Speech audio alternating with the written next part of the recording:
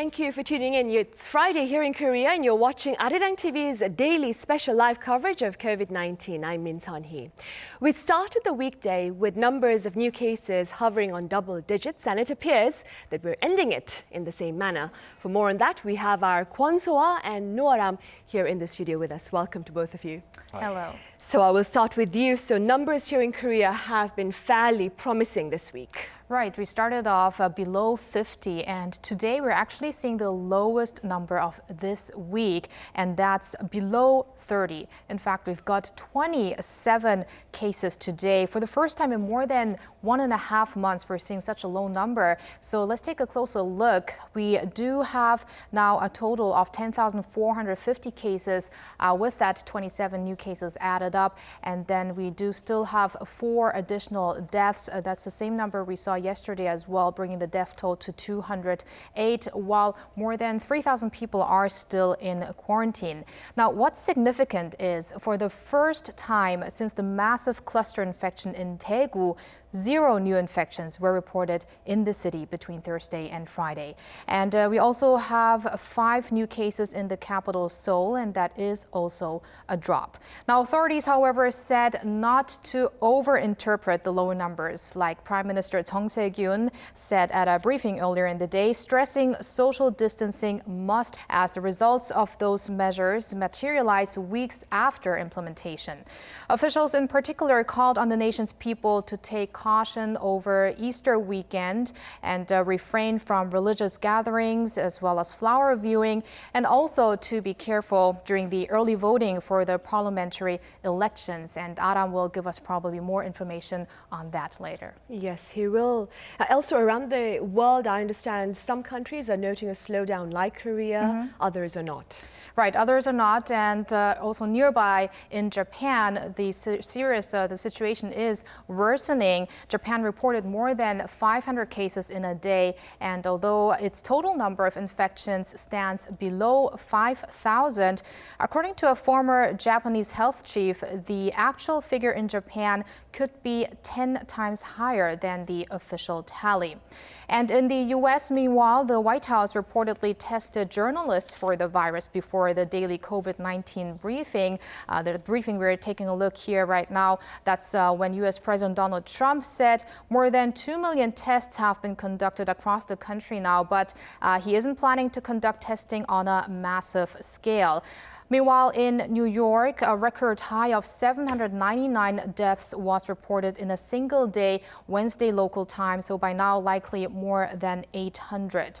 Now, let's take a look at this week's rise in cases for countries with major outbreaks. Now, standing out on the graph is the U.S. The cases are really surging, steady rises still in many European countries. Spain's cases have been growing faster than Italy as the week progressed, and China's line now almost flat compared to others. And also a quick view at our daily updates around the world. The UK saw quite a jump in new cases while their Prime Minister is now out of intensive care. The death toll is running high in Italy, the US, Spain, with 18,000, 16,000 and 15,000 respectively. And in the meantime, according to Johns Hopkins University data, the total number of confirmed cases around the globe stands at around 1.6 million. All right, so thank you for that. Now, on the domestic front, as our So-ah mentioned, early voting for next week's general elections is underway. What do voters need to know, Aram? Well, early voting did start at 6 a.m. today and will close at 6 p.m. later tonight. The same times apply for tomorrow as well. They will be running for 2 days. About 3,500 polling stations have been set up nationwide for the early voting, and voters can vote at any one of these places, and they are required to have a photo ID on them, but no prior registration is necessary for the early voting. And the country, as you know, is conducting the early voting in the midst of this coronavirus outbreak, so some precautions are being taken. For example, voters must wear face masks. They must get their temperatures checked. They must also sanitize their hands and wear disposable plastic gloves to mark their ballots or stamp their ballots. And they should also keep a distance of at least 1 meter from each other while waiting to vote. And those waiting to vote are also being advised to wait outdoors rather than indoors because it will reduce the chance of infection. Coronavirus patients with mild symptoms staying at government-run facilities will also have a chance to vote at the facilities themselves, with special polling stations being set up there. And earlier today, President Moon Jae-in also cast his ballot, so he got involved in the early voting process. Authorities are still on high alert over imported cases, and I understand the country's stricter entry restrictions will begin soon. That's right. They will kick off on Monday. This means that visa-free entry and visa waiver programs will be temporarily halted from midnight on Monday from the point of departure. Do note that. So if someone departs on Sunday at the point of departure and they arrive in Korea on Monday, then it doesn't apply to them. The suspension of visa waiver programs will apply for about 90 countries that are currently barring entry to Koreans. Foreigners wishing to travel from those countries now have to apply for a visa to enter the country. Officials expect the number of foreigners entering the country to drop drastically to around 300 per day. That's almost a drop about 700 from the current rate once the new restrictions take effect. The latest measure also invalidates 90-day short-term visas issued to foreigners prior to April 5th. They have to reapply, but they can do so free of charge, so it won't cost them anything. Meanwhile, C4 visa holders who are sponsored by local firms for their high-skilled or essential personnel will not be subject to the move. The same goes for long-term stay visa holders as well. Those with diplomatic passports, crew members of aircraft and ships, and holders of APEC business travel cards will also still be allowed visa-free entry. Only a few countries, such as the US, the UK and Mexico, will also still have valid visa waiver programs. The tougher measures are expected to affect about 2.3 million people, with the majority of them coming from China. Adam, I understand Korean researchers have taken us a step closer to finding a cure for COVID-19. That's right. Korean scientists at the Institute of Basic Science have revealed the genetic map of COVID-19. Now, this allows researchers to determine the genetic history and makeup of the virus, which in turn will help improve the diagnostic technology in place, as well as develop new medicines. There have been previous studies that decoded the genome of the virus, but this is the first to identify the exact locations, number and characteristics of the virus's genes. Coronaviruses store their genetic information as long single strands of what is known as RNA. Now, this RNA stores the recipes for making all the parts the virus needs to copy itself. As we know, viruses don't reproduce, they clone themselves, and that's why it spreads amongst the hosts. And being able to pinpoint and discover new RNAs is key to finding out how to combat the virus. And also, the discovery by the IBS team could not only help in the fight against COVID-19, but it could actually prompt Korea to getting a Nobel Prize as well. So we'll have to wait and see. Right, we'll keep our fingers crossed for that. Yeah. Okay, Aram, thank you for that. And so thank you. We'll see you both next week. Thank you. It's a little after 2 o'clock here in the afternoon in Korea, and we are poised to join the Central Disaster and Safety Countermeasure Headquarters for the latest briefing on COVID-19. Now, cases of the virus have been on a decline in the country, but health authorities remain, that is, cautious and continue to highlight the importance of social distancing. Meanwhile, a survey of 500 adults in Korea showed that 8 out of 10 support the use of electronic wristbands to monitor those under self-isolation. Earlier this week, a senior quarantine official fueled much debate over privacy rights after revealing that the government was considering this measure to discourage violations of quarantine guidelines. We are still waiting for the briefing to begin, so in the meantime, let's go over the figures for today. Korea recorded 27 new cases, according to our Kwon-soa, raising our total to 10,450. We also saw 4 people lose their lives, raising our death toll to 208. As our Noaram mentioned, our early voting has started today. It will end tomorrow. This is all for the general elections for the 15th of April. Virtual classes in Korea have also started this week for some middle and high school students. Virtual classes are new in Korea, and there is concern about the effectiveness of this learning approach, but we will wait and see. Here now is the briefing. We'll come back to you after it. Let us now begin our regular briefing on the coronavirus outbreak here in South Korea. As of April 10th, today, the total number of confirmed cases stands at 10,450. This includes 869 imported cases from overseas. 91.9% of them are Korean nationals. And of the total, 66.9% or 7,117 have been discharged following full recovery. And yesterday we had 27 more cases, and while 144 more people were discharged. And we had 4 more fatalities yesterday, and the death toll stands at 208. I send my deepest condolences to those who have passed away. And until now, 81.8% are related to cluster infections, and the rest of the 9.8% are under investigation or are related to sporadic outbreak. Yesterday, we had 5 new cases in the Seoul city, and in Gyeonggi-do province, we had 9 more cases, and in Gyeongbuk, we also had family transmissions, and we had 7 new cases yesterday. And at the airport quarantine, we had 4 cases. And recently, looking at the commission routes, we see that 54% of the cases were reported to imported cases, and 30.4% were related to nursing hospitals. So these were the 4 main sources of infection. And yesterday, we had imported cases. We had 5 imported cases, and they were 2 from Europe and 3 from the US. And overall, we have a number of 869 imported cases from overseas, and 91.9% are Korean nationals, and 8.1% are foreign nationals.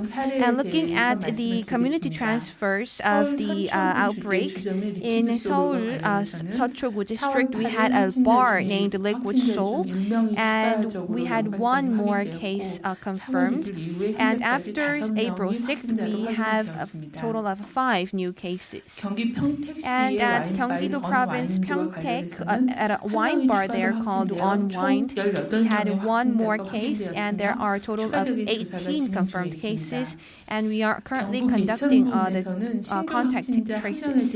And in Gyeongbuk, we are also tracing the contacts, and we confirmed additional cases among the family and the colleagues at work, and we are currently also doing the epidemiological investigation behind these confirmed cases.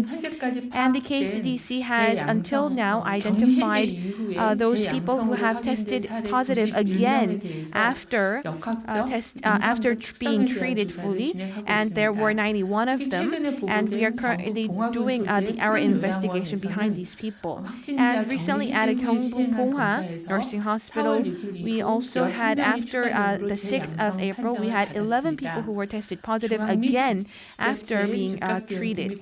And we also had a team of experts from the local governments as well as our authorities to carry out in-depth investigation behind these people. And in light of the increase of the imported cases, and we also would like to urge you to be aware of the possible family transmissions. And in order to curb the family transmission, we urge all persons who are under self-quarantine to use your own utensils, towels, and other personal belongings so that you reduce the contact with your family members and roommates, and please abide by the self-quarantine measures. And from the 5th of April, we are also intensifying the penalties for those who fail to comply with self-quarantine regulations. They will be subject to imprisonment up to 1 year or fine up to 10 million won. On top of this, this also harms the health of yourself, your family, and your community. So we also also multiple times urge you to comply with the self-quarantine measures.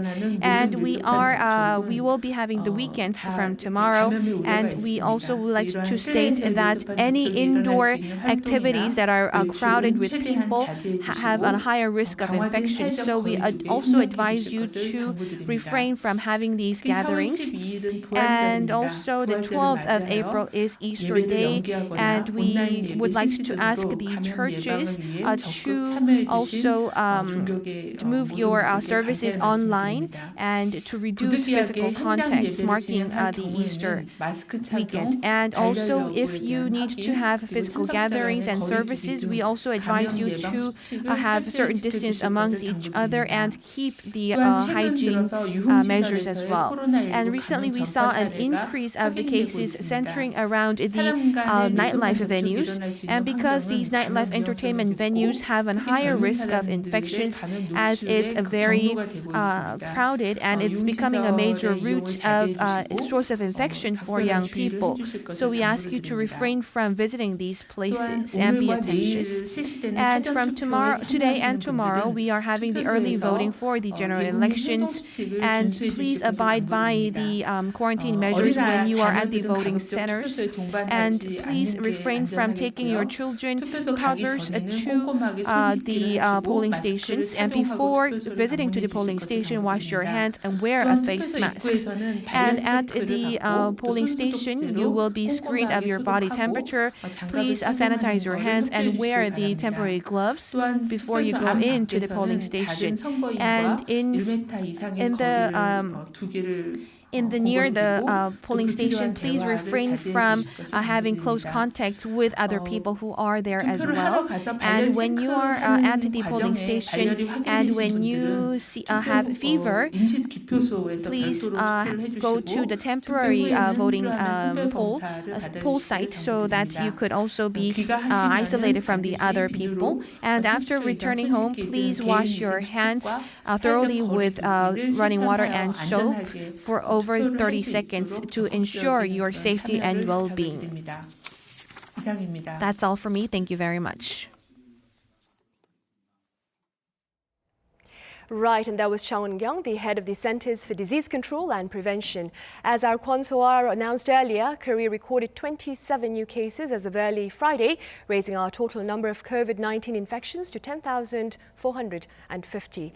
Daegu, Korea's worst-hit region, noted no new cases. Now, despite these relatively promising numbers, health officials are calling on members of the public to maintain social distancing this weekend as well, given concerns over cluster infections and imported cases, as well as reinfection cases.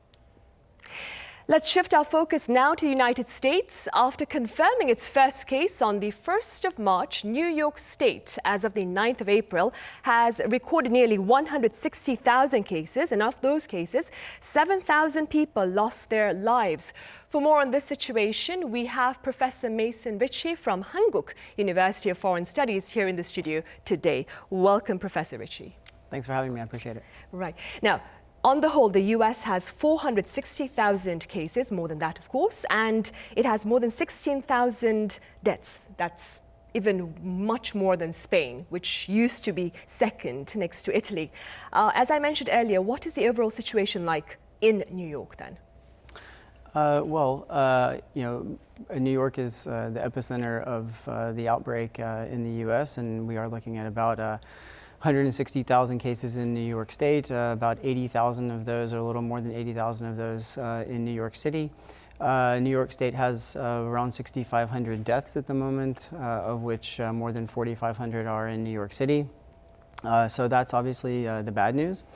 We're also seeing a little bit of good news. Hospital admissions are starting to decline a little bit, which gives us perhaps a little bit of a possible taste of a light at the end of the tunnel. Cases are still flattening out a little bit. Deaths are still increasing, but deaths are an indicator that's out of phase with cases. So there's a very small bit of extremely cautious optimism behind a situation which is otherwise quite difficult at the moment. And that's quite apart from the economic consequences this is having for New York, as well as the larger social consequence involved with the lockdown of the city, which continues and will probably do so for the foreseeable future. Professor, how would you explain the dramatic surge in the number of cases in the US? Well, I'm going to preface this by saying I'm not a public health expert and I'm not an epidemiologist, so I should be very careful in how I answer this. But in the first place, one of the reasons for the surge is simply the better testing capacity that the U.S. has ramped up over the last few weeks, and that plays a role, of course. I think the second thing is that, at least at some points, I think the U.S. population in certain places hasn't always paid attention to the social distancing guidelines that were put in place by governors, by mayors, and more largely were advocated by the federal public health authorities, notably at the Center for Disease Control and Prevention. And then, of course, more systematically, frankly speaking, the U.S. federal government, under the leadership of the White House, did not do a good enough job using the time that China bought for the U.S. By its own lockdown and its own very harsh restrictions to put in place a better plan and a better process for responding to the virus once it arrived in the U.S. So to some degree, structurally, systematically, the U.S. is paying the price for political indecision and political poor decisions on the part of the White House. And before we delve deeper into that, let's listen in on this interview of a third-year resident currently working in the intensive care unit at Metropolitan Hospital Center in New York. In light of the time difference and the understandably heavy workload, we connected with him earlier this morning.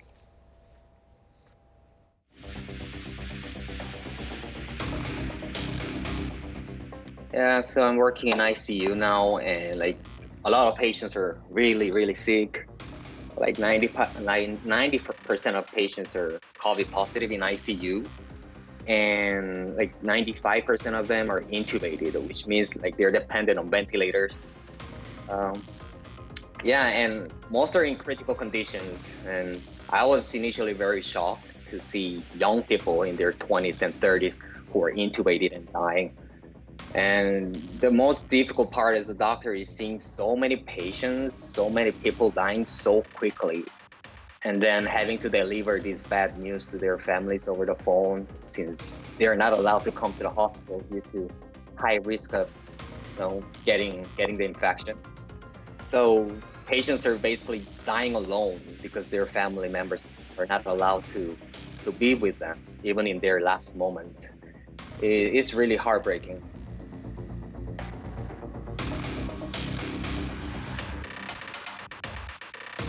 Patients have been deteriorating very quickly and dying from this virus.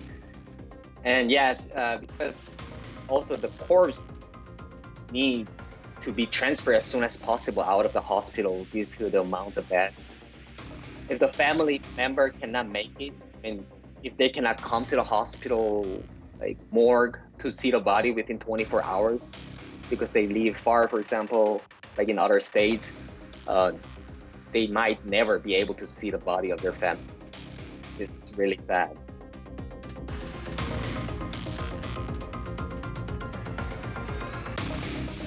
Yeah, so basically all the hospital here in New York, we are trying to take as many patients as we can. We are opening up new units exclusively for COVID patients, and also we've been opening 2 more ICU in my hospital, for example. The Navy has sent also hospital ship in order to help us out. I think initially they just came to take care of patients who are not COVID positive, regular patient, but because things are getting worse, I think they a couple of days ago they started getting this also COVID positive patients.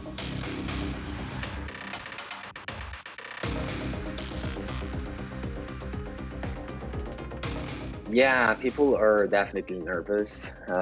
New York, the city continues to be on pause, meaning only essential businesses are open. And everyone aside from essential workers are encouraged to stay home.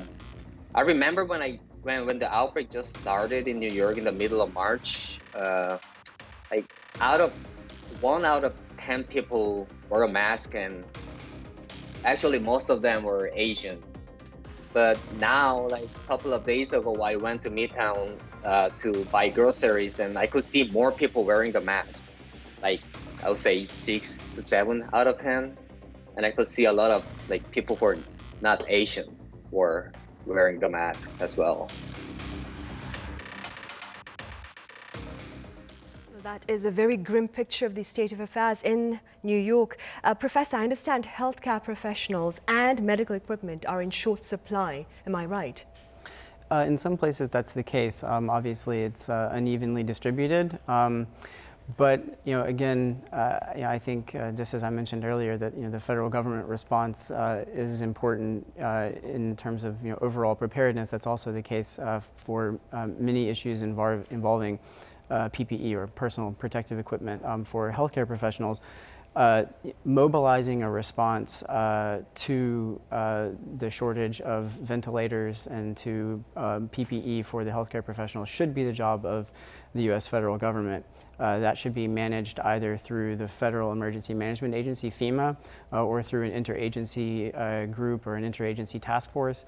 And the White House was very late getting to that, and they were very late putting together inventories of stockpiles of equipment. They were very late putting together bulk orders of, for instance, N95 respirators. And once they did, they couldn't expect to get them in some cases until the middle or even the end of April, which is far too late, of course. So the management of the shortage, which should be a federal government responsibility, has largely fallen to the states. Some of them have done a better job than others, and that's part of the reason why there's a disparity in the availability of equipment for healthcare workers as well as other necessary equipment like respirators. And I also think it's simply a case of the White House putting, in some cases, the wrong people in charge of this. Jared Kushner is one of the major players in the response by the task force, and frankly speaking, he doesn't really have much knowledge about this. He's not an expert, and it was a mistake, I think, of leadership on the White House to put him in that role. Professor, it's been reported that fatality rates from COVID-19 are especially high among African Americans and those in the lower income brackets. What are your thoughts? Well, my first thought is that's obviously terribly sad.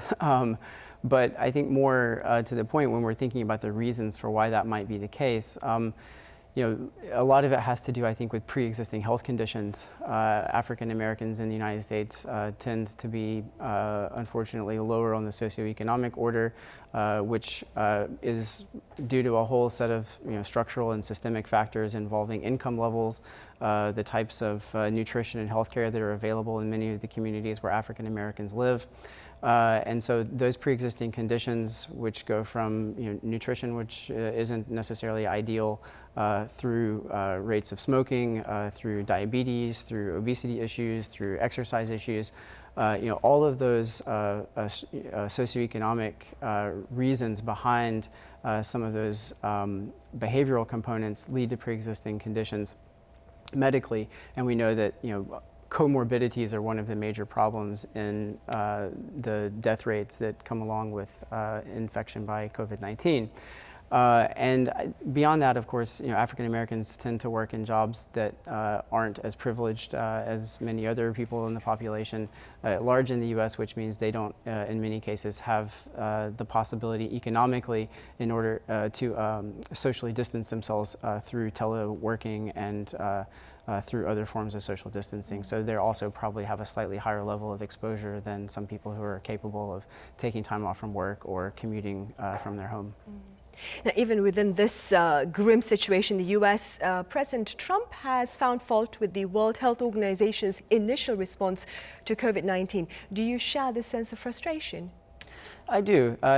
Trump is not wrong about the WHO's response. Clearly, the World Health Organization, very early in the process of figuring out what is going on with the coronavirus, in January was uncritically reporting Chinese information. They didn't have their teams in there doing investigative work as quickly as they should have. And that's part of the reason why they were forced or chose to rely on information passed on by the Chinese government, by the Chinese Communist Party, some of which was dubious, some of which was perhaps misleading. We also know that the WHO did not pay sufficient attention to warnings coming from doctors from Taiwan, and that clearly is a problem.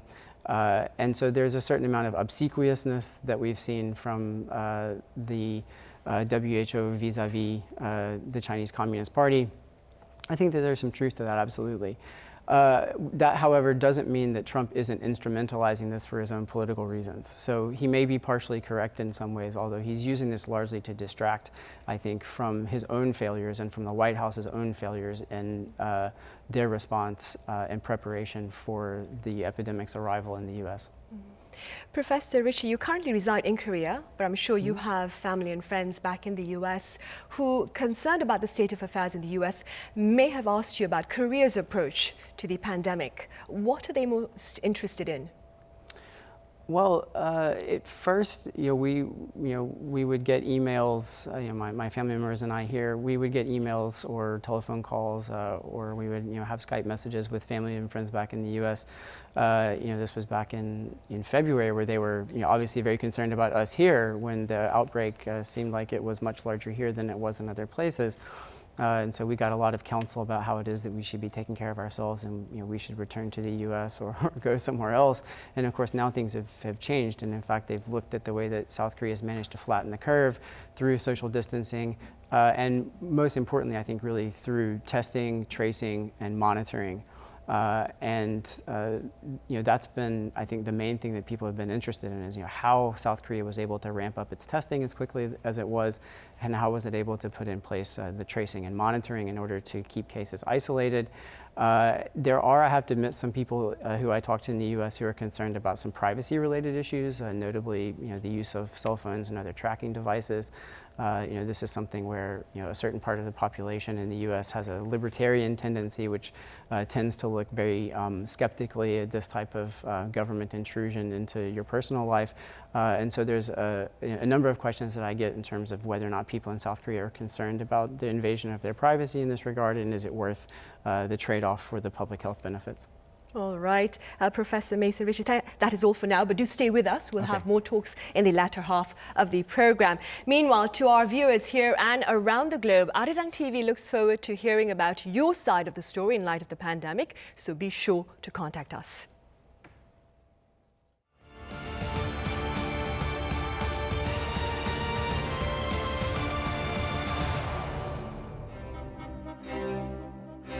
There are approximately 40,000 people in self-isolation. Our lives have come to a standstill because of COVID-19. 강화된 사회적 거리두기에 모든 국민 여러분들의 협력을 당부드립니다. All of us are nervous and afraid of the contagion. The extended social distancing is leading to a severance in communication and is making people lethargic. Our lives have come to a halt. Many say they feel nervous whenever they come across news about COVID-19.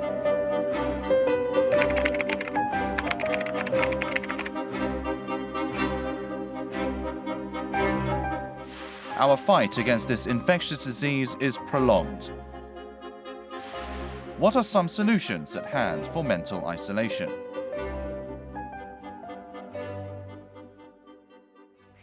Calls for social distancing and, in certain cases, self-isolation, as well as calls against outdoor activities, have led to psychological repercussions.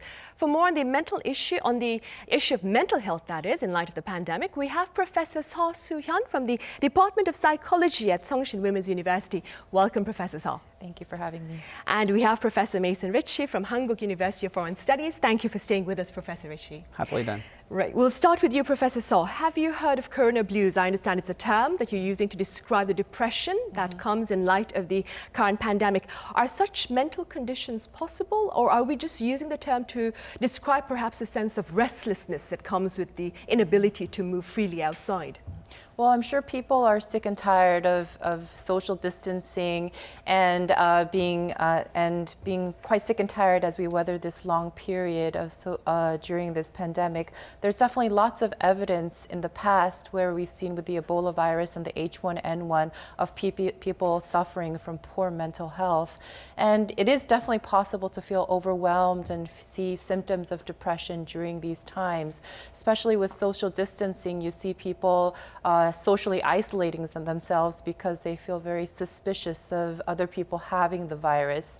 And also this feeling of helplessness, feeling that there's not really much they can do to actually stop the spread of the virus can actually help make people feel a little bit more depressed during these times.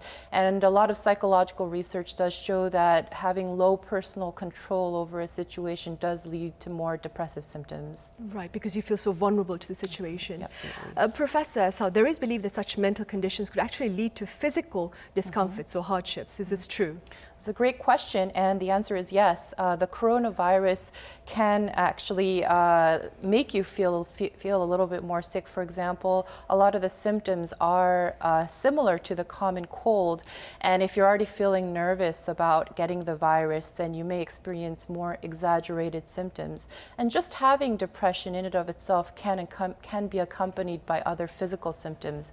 So, for example, feeling extremely tired or feeling physical pain. And if you're already feeling pain, the pain may be amplified. And usually feelings of depression, being depressed, is usually a sign, an indication that you're overly stressed. And if you're overly stressed, it can compromise your immune system functioning and make you more susceptible to the illness. So if you're feeling depressed, if you've been feeling it's really hard for you to get out of bed during the day, and you feel that some of the activities that you've been doing are no longer pleasurable, then maybe it is time for you to think about seeing a mental health professional. Just out of curiosity, Professor Ritchie, do you have people around you complaining of such feelings of depression? I teach at a university, and so the normal population of people who might be coming to talk with me about those things are my students. And unfortunately, right now I'm actually physically separated from them, so I don't have my normal office hours and that type of thing. So, at least in terms of students who would be, I think, normally the people who would come and talk with me about that, I actually haven't experienced that as much. I begin my online classes, live through Zoom and other tools, usually by asking how the students are doing, but it's not a great medium for them, to be honest, in that regard. So I haven't really heard that in specific. I do, of course, talk to my colleagues with some regularity, and depression hasn't really been a problem per se, but certainly frustration and increased stress levels, notably due to the fact that people who have the privilege of teleworking, like myself and other white-collar professionals, are often doing so from home with our kids there because they're not in school either. And so there's a sort of double stress that goes along with trying to get one's work done as though the world is continuing on normally, while at the same time you're trying to monitor your kids' online lessons and that type of thing. And so, those two things together, plus just spending more time with people who you love, but nonetheless you spend more time with than usual, can bring its own stresses as well. So depression, not so much, but certainly increased levels of stress. And as the professor just said, that can actually also go along with some depressive symptoms. So. Is corona blues, you suppose, something just evident here in this part of the world, or have your friends back in the US, your family, complained about feeling depressed? I haven't had anyone that I speak to in the US who's complained about being depressed, but I do know people, for instance, in Europe who I've spoken with who have definitely experienced levels of anxiety which I would say, objectively speaking, aren't warranted by the circumstances. Which is not to say that they're wrong to have those feelings, of course. It's a very abnormal situation. So I have had people who've talked to me about extreme levels of anxiety, and if I'm being perfectly honest, I've felt some anxiety here myself. I wouldn't call it depression, but I, like other people, sit around perhaps a little bit more than I should reading the news about this, and I'm beginning, like many other people, to as you pointed out, Professor, so think to myself, that pain or that cough seems a little bit unusual, and obviously I have kids as well, so I'm concerned about them as well. So depression, perhaps not so much, but anxiety levels are much higher than normal, I would say. Right now, neighboring Japan is also witnessing a dramatic surge in the number of confirmed cases, and it appears that the corona blues, so-called, is evident there as well. For more on the situation in that country, we have Professor Jiro Takai of social psychology at Nagoya University live on the line. Professor Takai, hello. Hello, thanks for having me. Thank you for being here. Professor, let's begin with the situation in Japan. A state of emergency has been declared for 7 regions there as of April 7th. Please tell us about the changes you've seen. Yes, comparing now and then, Tokyo reports the subway's use has decreased by 40 to 60%, depending on the hour, which tells us that people are working from their home now. And I just needed to get a camera for this Skype interview, and they're pretty well sold out, which means that people are working from their home. And they haven't been doing this until lately. But we've had some announcements that they might do this, so people were pretty well prepared when the lockdown came in. Professor, what is the overall public response to the declaration? I mean, what is their major concern right now?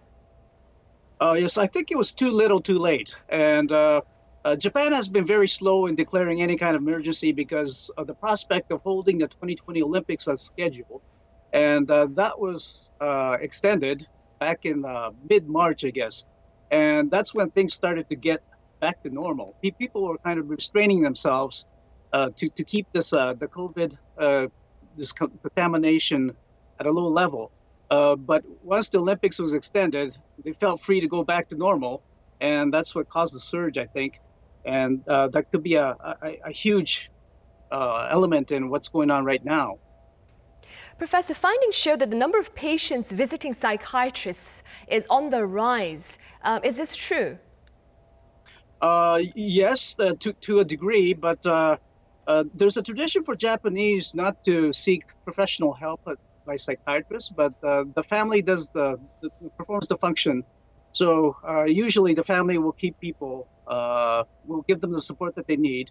And we have not had a widespread tradition of going to a psychiatrist or seeing people regularly for professional help. So I would not say there has been so much of that, but lately there has been a death reported due to the COVID-19 issue. So I would not say that the people have enough support, but they should be seeking support if they need some, if they don't have the social support networks that they can count on. I see. Professor So, I understand you might have a question for Professor Takai. Sure. I was interested in what kind of steps the Japanese government was taking to alleviate the psychological distress of the citizens regarding the COVID-19. There has been nothing. There has been no guidelines about psychological help. It has not been an issue yet, since we've only had about less than 100 deaths, 88 deaths as of today, and only 5,400 contagions. So it has not been a social issue as it has been elsewhere. And also the Japanese are free to go about their usual way of life up to now, when the state of emergency was declared a few days ago. And that's still for 7 cities. And this afternoon, the city that I live in, Nagoya, and we are a part of the Aichi prefecture, and the government refused to declare Aichi as an emergency area. So Aichi prefecture did it themselves. So we declared that we are in a state of emergency, and our university is going into a shutdown next week, which may cause some problems. So because this just happened recently, we have not been dealing with these psychological problems as they have not arisen yet. I see. All right, Professor Takai, thank you very much for sharing your thoughts with us today. That was Professor Jiro Takai from Nagoya University. Meanwhile, Professor Saad, is there a specific age group that's especially vulnerable to the psychological impact of COVID-19, do you think? I don't think there's a particular age group that's particularly especially vulnerable. I think children, who don't really know what's going on can be very afraid because they may hear from other children that they can die from the virus, or you get elder individuals who actually do have a good chance of dying if they do get the virus. And you have middle-aged individuals like me. I have 2 young children at home, and I also have elder parents who I'm worried about, and just being worried about the people around me I think is extremely stressful. So I think it's really important for everyone to understand that everyone is going through a very tough time. It's a very normal response to feel overwhelmed and a little bit anxious. And I think if we have this understanding, it's more easier to be empathetic and supportive to other people. Earlier on in the program, Professor Seo, we had a third-year resident working in a hospital in New York who talked about the emotional turmoil that the health professionals are exposed to. What are your thoughts on this? Well, when the Ebola virus broke in Sierra Leone in 2014, we did find that there was a major impact on the healthcare workforce, and healthcare workers were more likely to die. They were 20 to 30 times more likely to be infected compared to the general population, and they did face lots of social blame, social exclusion, lots of stigmatization. And what we do find is that a pandemic of this level can be extremely stressful for healthcare workers. Not only are they at high risk for becoming infected, but they become witnesses to their coworkers dying and becoming sick.